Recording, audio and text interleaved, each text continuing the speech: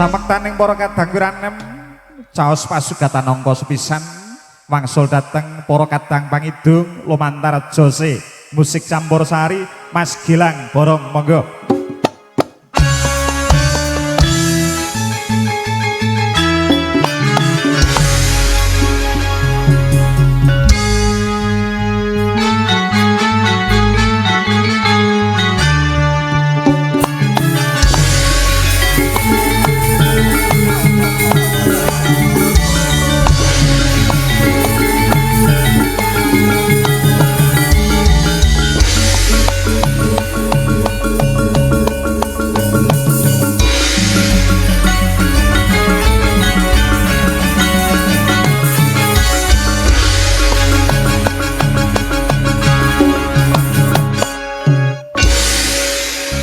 Purbo dini ngarsaning Gusti Sang Purbaningrat Gusti Sang Pangusa Jagat berkait gelaring toto coreng yang lumaksana sinebat ragiting gelaring toto coro pamboyong ing poneng putra pengantin ingkang nuju ginelar ing jroning madaning pakajangan sinarengan humiring gumlaring toto coreng yang lumaksana keparenga tiyang kula sak kanca hanjangkepi gelaring pawiwahan lumantar prikanca kadang pametri budaya se campursari wingking saking Gatarjo Desa Mliwis Kecamatan Sepogo Kabupaten Boyolali Kapang Arsan panjenenganipun Ki Ardi Sutopo derek akan langen suka lengkeng sagung para tamu derek manguyuyu tuwin mangayu bagyo gelaring pahargyan kawengku panjenenganipun Bapak Priyono Ibu Sunarti hanggenipun boyong poneng putra pengantin Bagus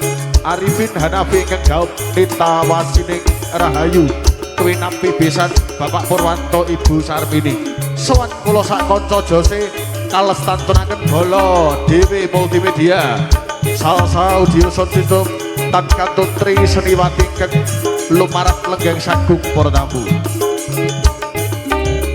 Lia Aprilia Winong Boyolali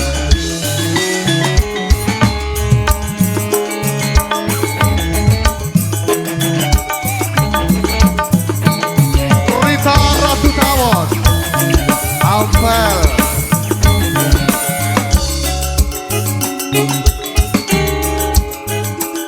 Bapak Ibu Jose Wanci menika kasengkuyung artis saking Jakarta Raya Sartiah Sri Mardianti yo.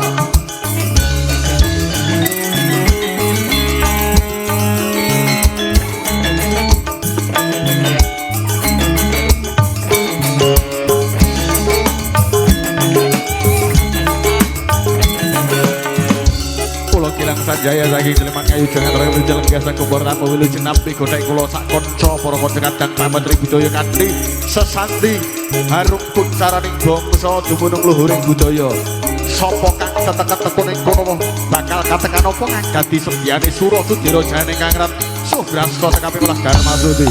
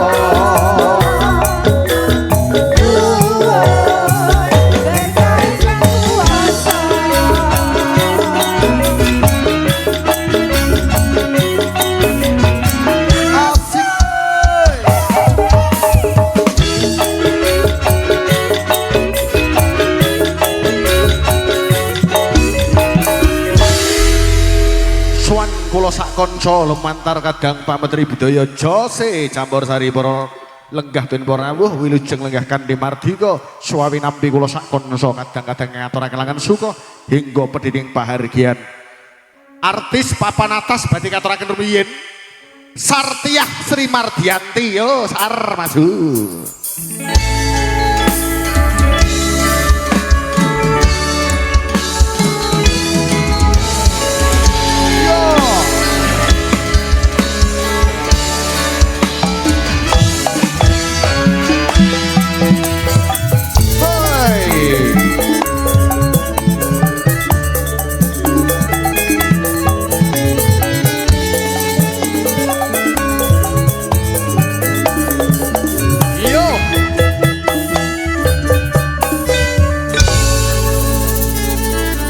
Wilujeng sonten Mbak Sartiah Sri Mardianti monggo. Semaur ora, semaur wilujeng siang Mas. Ngapunten Mas Gilang. Pripun? Jenengan sing nyebat asmane kleru. Kok kleru lho? Kula Mbak Tia Handayani. Tak aturke karo kowe ya. Golek duit ki aja mung golek rejeki tok nggo cukup donya. Ning ya golek ganjaran parandene aja nganti ngapusi para tamu mergo ngapusi kuwi tumindak sing dosane gedhe iki napa mboten Bapak Ibu? Aku ora ngapusi. Bener jenengmu panggung ki Tia Valen Tia Handayani. Nek KTP-mu ki Sartiah Sri Mardianti nek kowe ora trima. Ya saora-orane aku ki penyanyi Mas. Nang ning panggung ya nama panggung. KTP ya ora usah mbok jeluk kowe iki kok iki jenenge kok. Sartiah ki ya iki lho buke ngasek gumujeng. Lah penyanyi jenenge Sartiah ya Allah kowe iki kudu bersyukur. Aku banget ro aku lho Mas. Lek kowe nyeluk kowe Tia tok Sarwi malah sing ngrejekeni iki jenenge Sar kuwi lho tak kandhani. Loh tenan malah ngundang rejeki. Lho Jogja ku ya rame. Sar apa? Sarkem. Ora genah ya sabamu kuwi iki. Ya. Ndongake manten riyin Mbak Sar. Nggih. Nggih, nderek tetungga kagem temanten berdua. Nggih. Muga-muga paringi langgeng sing bebrayan. Nggih. Pinaringan apa ki jenenge dadi jodoh sing sejati. Nggih. ngantos sak lamia. Aja mung bukan sumbar munggah salaman romanten. Ora. Wis kowe wae, aku tak wakil kowe wae, Lang. Nggih nyun ngapunten Kajeng Esah ngono. Ngersake Mbak Tia minggah salaman nggih Mas. Kurang ngaji. Oh katuraken permintaan manten lanang ayo munggah. Ayo. Apa nggih, Mas? Pengen foto karo aku. Nggih to Mas. Nggih, monggo minggah, Mbak. Oh, kene gawe kepro gage. Ayo. kowe iki Permintaan manten kok kowe iki ayo gage. ontran-ontranmu kowe iki ra mesake. Bayar kok. Iki Nyuwun pemuda sekawan kali ngasto dadung. Monggo. umume nek penyanyi kok mbok dadungi iki lho. Kene munggah. Oh, sik iki lho aku iki wedi yakin. Iki kaya arep munggah ning panggung dangdut ka lho. Ya salaman sik. Ngono kuwi. Salaman kali Mas manten sekalian. Selamat buat Mbak Manten, Mas Manten. Semoga menjadi jodoh yang sejati. Nggih, yo. Ngaturke langen suka nyuwun larasipun pelok padhetipun enem kewala. Monggo kanca-kanca. Niki mau menungsane iki. Hei, tanggung jawab. War medun karepmu, arep ning dhuwur karepmu, aku ora patek ngurusi kok aku iki. Aku gumun lho partner kerja kok. Tinggale ki bunggih. Tangi tinggal ayo. Nggih. Palaran ya, Bonca. Gil, Iki lho diudukke se aku. matur sing apik marang ingsun. Mas Gilang Sanjaya sing bagus dhewe. Matur nuwun. Sang jope laris dhewe sesasi sing 54. Iya, matur nuwun. Aku ditulungi ya. MC Bondo Donya, ngongso Bondo Donya ya. Ora sida tak tulungi wis. Pelok padhetipun enem kanca monggo. Kan nedeng temanten anyar. Hei! Kang Cinandra lirat dewa Hapsari.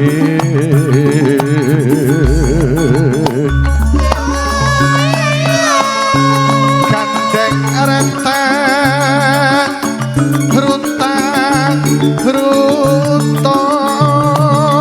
runtong pindho mimi mituto tanpa kendat esem semeka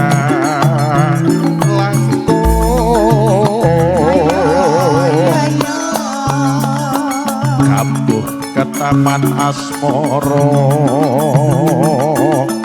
tan engeting rina wangi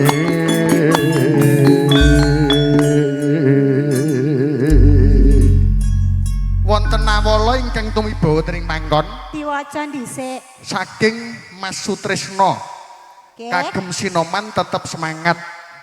Lagunipun bojo anyar wajib kijing miring ayang-ayang umpamaku rawet didosa sinarengan lewat angin wengi selendang biru ketaman asmara cidra kalung emas bojo galak wirang Pirang lagu tambal iki? ban ngecang mang mundut kaset ki ambake masuk karo ora Lho wong ya maringi tindhe lho, maringi ya iki kok sing bebungah lho. diaturke kijing miring spesial kijingipun kagem Mbak Tia. Oh siap nggih.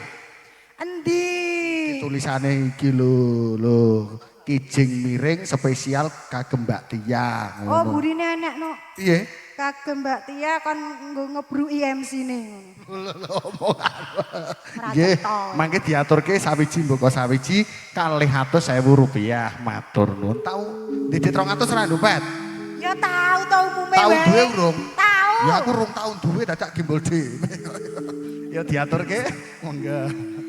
Oh iya, wis ben ra apa-apa kowe engko mulih banmu meledos. Ayo kene langgame. Mang. Ya.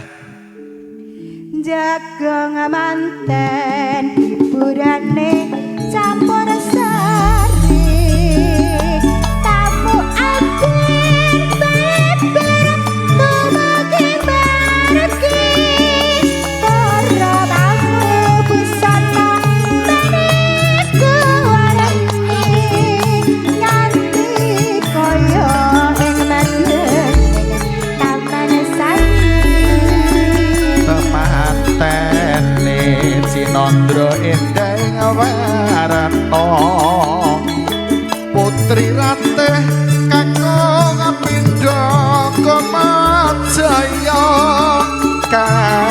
pasuka lelangket handom asmara lan lelana tumurun ngarsa padha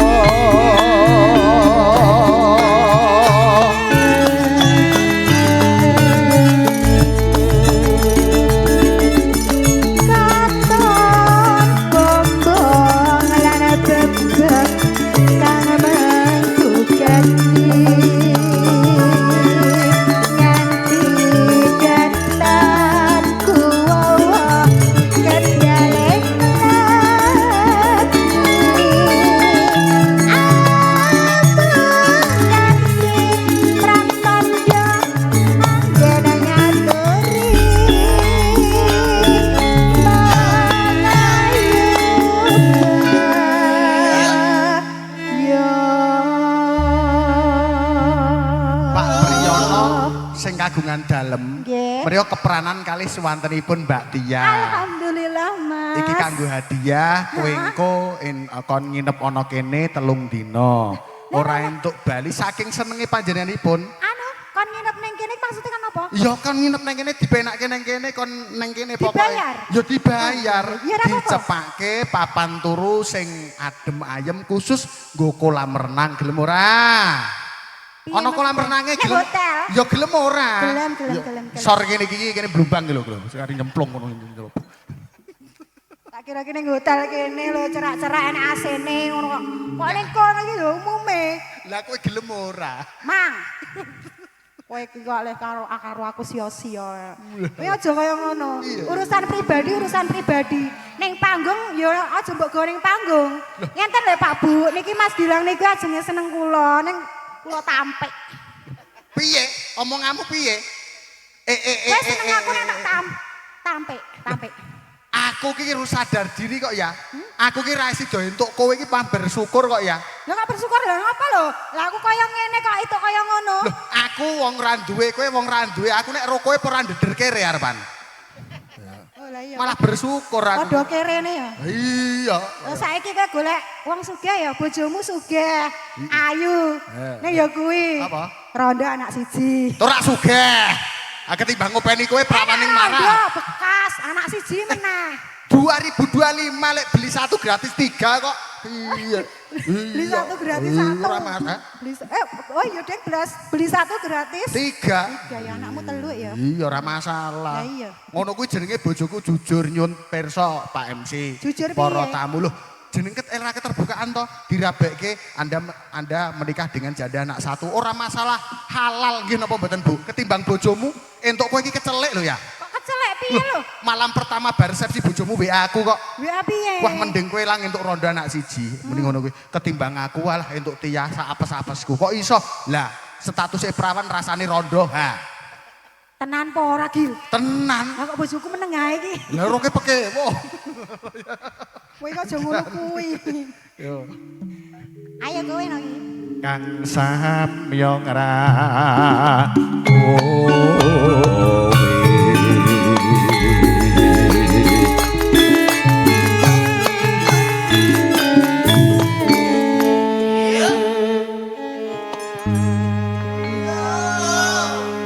kadang pisan saja melu kelegan sekalian tidak dirap kampung kasat lan pasuryan sumunar ngamu pratelan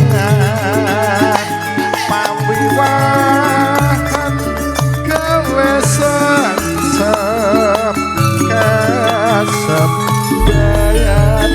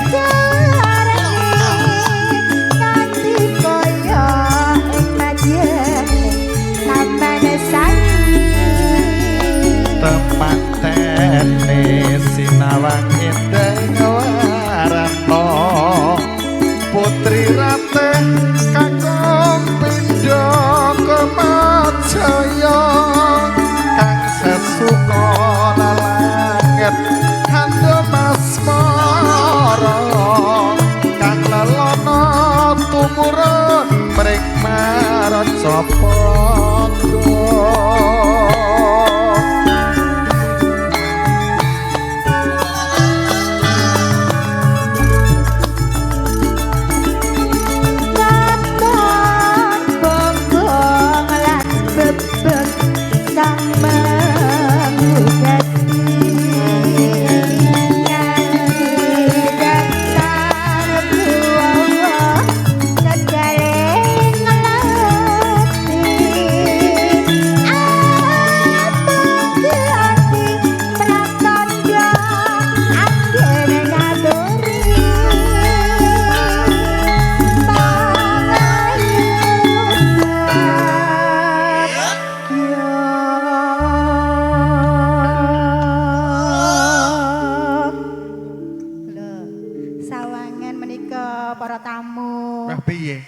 di video lho ket mau kalih buke kalih mbake cantik ki lho. Ngerti ora mesti batine ya Allah Mbak Niki ora media.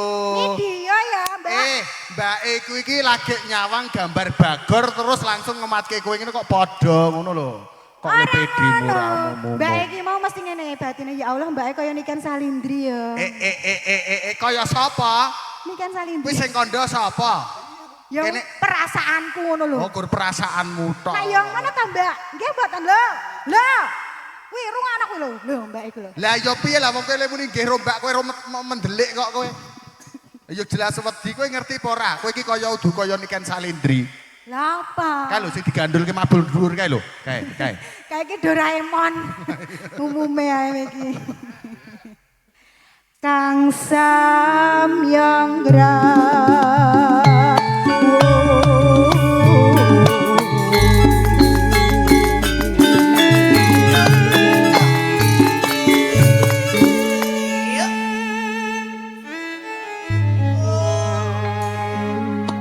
kadang pisan sajae melu kalegan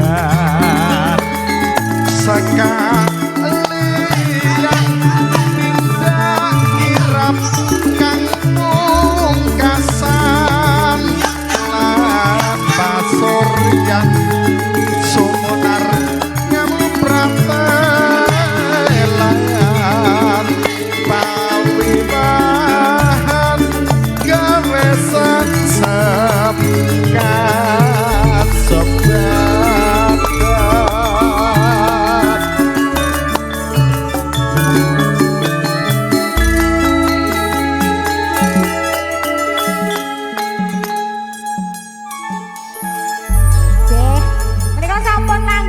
Sembadan. Katuraken lenggah sar iki genten tak aturke Mbak Yumu. Rita Ratu Tawon. Yo.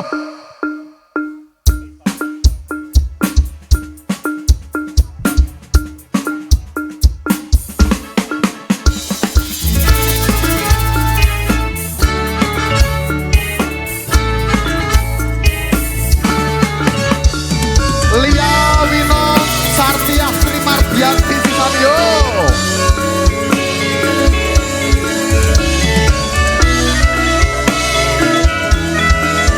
Sar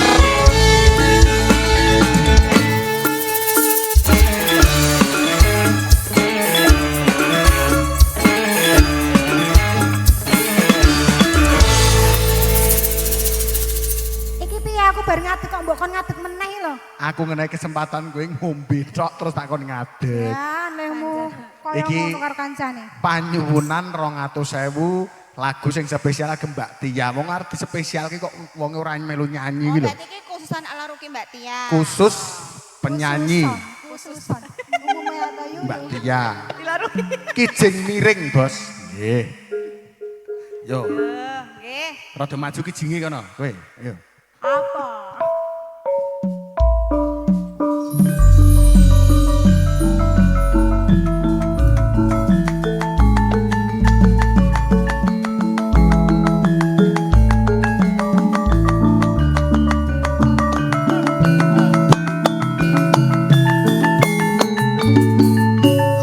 Yo.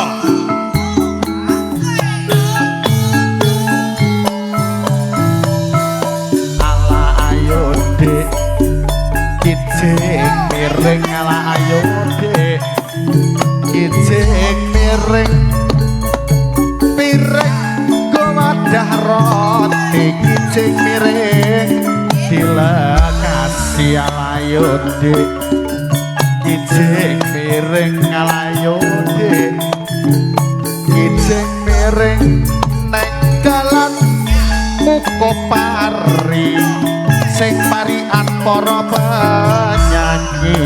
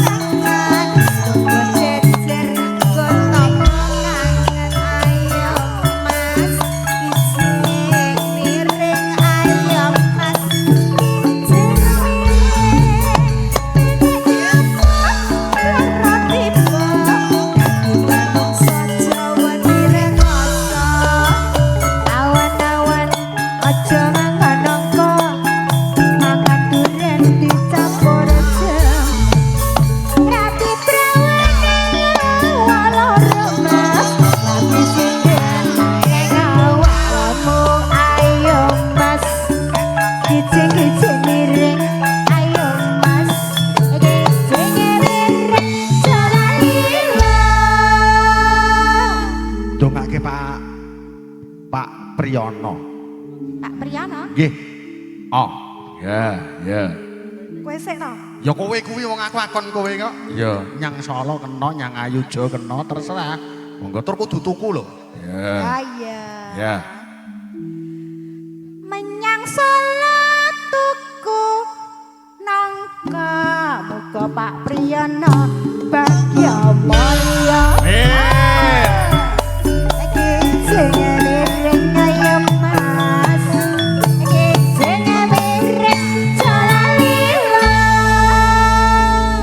Kanggo Mas Arifin mantene. Ya. Mas Arifin, ya, dongake nganggo parian monggo. Iya. Pin. Ya. Delok Ipin Delok apa? wedhus Mas Arifin pancen bagus. Ayo Mas, kijing miring ayo Mas. Kijing miring jalalila. Rita ki rada kentir yae. Ana ndelok Ipin kok ro wedhus iki apa kowe iki lek ndelok TV ro ngeloni wedhus. Loh, ya ana to. Saiki usum HP. Nek ngaret karo ndelok Ipin kan iso. Oh, kowe iki iya. MC Ra. Kan kandange dhewe nek TV-ne Mas. Iya. Wong Ya. sugih kok padake. Padake kandange TV-ne. Ya. Wong sugih apane? Wong sugih iki ya parikane tuku lah kono karo wedhus kok. Lah kan duwe. Oh iya. Sakarepku wong wedhus-wedhusku dhewe kok kowe iki napa? Ya, ya wis sakarepmu kowe arep wedhus karepmu arep kucing sakarepmu arep ngeloni marmut ya urusanmu. Ya. Mantene putri Mbak Nita didongakake. Ya, ya. Ya, tuku. Enggak. Neng Jakarta tuku bayam Mbak Nita ayam tentem. Ayo Mas. Kijing miring.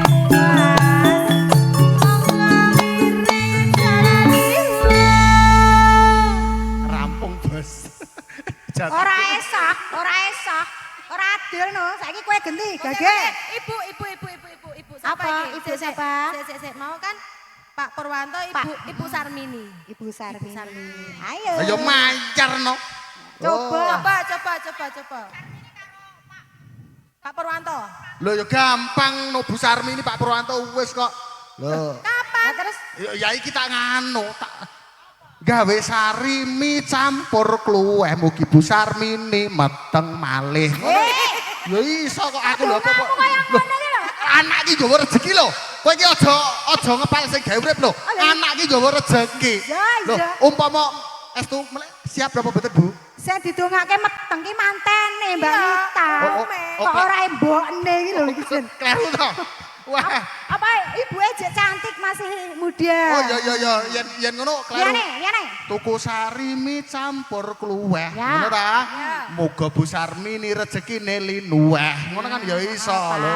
Pinter padakno ngono iki MC 750 ya padakno lho. Kang ajar. Piring go wadah glepong kijing miring sampun rampung.